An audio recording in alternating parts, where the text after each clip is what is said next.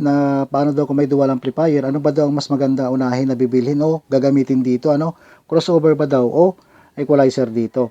So kung ang inyong soundbox idol ay puro 2-way man yan o naka 3-way man tayo dyan sa ating mga soundbox na ginagawa, wala tayong bukod na soundbox para sa low at saka sa ating pang mid high, so pwede na equalizer na lang dyan, ano? Pwede na yan. Pero kung ang purpose natin, may nakabukod tayong soundbox para sa ating low, tapos sa ating pang mid high, mas okay na mayroon tayong crossover dito. Dahil itong crossover natin, ito yung magpapabukod sa ating low, mid at saka high. Natin pagsamahin ng mid high, ibubukod naman natin yung ating low frequency dito. So katulad nito, ito yung ating crossover. Pero kung lang inyong mga soundbox puro naka 2-way or 3-way man yan, para lang sa mga halimbawa sa charts ginagamit, ano, pang video okay lang din naman, pwede itong ating equalizer na lang, wala na itong crossover. So halimbawa, ang maging connection natin dito, mayroon tayong dalawang paraan dito. Pwede tayo gumamit ng true line out connection, pwede naman na naka-splitter tayo dito sa ating output ng ating equalizer. So halimbawa, wala tayong crossover dito, ano? So kahit wala tayong mixer dito, idol, pwede natin kung sound lang naman,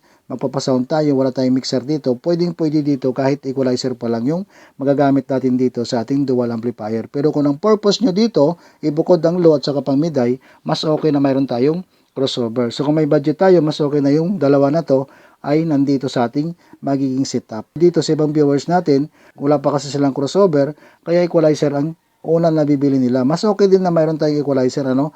Pero ang iba, walang equalizer, crossover na ang ginagamit dahil ang purpose dito para mabukod nila ang low, pang low ang isa, tapos pang mid high yung isa. Pero dito, alisin natin yung pinaka-crossover natin dito. Dito lang muna tayo sa ating dual amplifier. Equalizer yung magagamit natin dito. So ito, ang una nating paraan dito, idol, ito, mag-true line out tayo dito. So XLR ang gagamitin natin dito na output papunta sa ating dalawang integrated amplifier. So limbawa, ang connector na gagamitin natin dito, dual XLR female to dual male RCA. So output natin ito sa ating channel 2, channel 1 ng ating equalizer dito. Tapos i-input natin ito sa unang nating amplifier. Sa unang amplifier tayo mag-input kung saan tayo may line out. So halimbawa, naka-selector B yung ating unang amplifier dito. So dahil mayroon na tayong input dito, so ibig sabihin may line out na rin yan. May signal line out na rin yung ating amplifier dito dahil mayroon na tayong naka-input dito. So gagamitin naman natin ang line out dito, itong XLR niya. So pwede naman itong RCA, ano? So XLR ang gagamitin natin dito. So ito pa rin yung connector na gagamitin natin. Dual XLR female to dual male RCA. So output lang tayo dito sa ating line out. Ayan. Left and right output lang din ito. Tapos dito natin siya i-input sa ating pangalawang amplifier. So, audio input lang din yan. Ayan.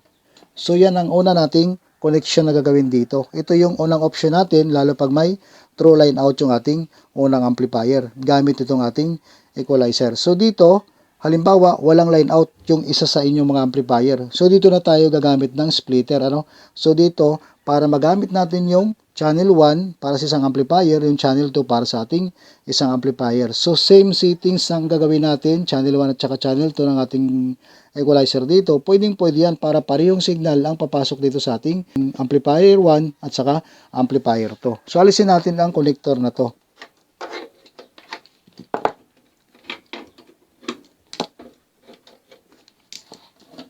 So, ito na yung connector natin.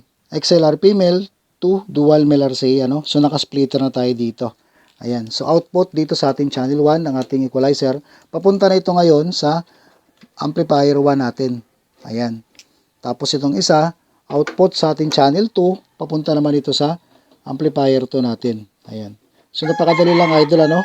Napakadali yung nagiging connection natin. So speaker natin, isa sa left, isa sa right. Ganoon lang din dito sa isang amplifier. So kung naka 2-way ang soundbox natin, tapos naka 3-way, pwede sa ganitong setup natin. Ayan, so kahit equalizer lang yan, pwede na yan. So pwede din natin mabukod dito yung ating low at saka pang mid high gamit itong ating equalizer. Dahil itong ating equalizer, mayroon itong, ayan, band dito, ano? So yung 1 to 5 dito, para sa ating low, tapos yung 6 to 10 para sa ating pang mid, yung 11 to 15 dito para sa ating high. So madali lang yan, i-tuning nyo. Pag-aralan nyo, idol, yung inyong equalizer, lalo pag mayroon tayong equalizer, pag-aralan nyo yan, yung 1 to 5, tapos 6 to 10, at saka 11 to 15, kung ano ang magiging tunog niyan sa ating sound setup.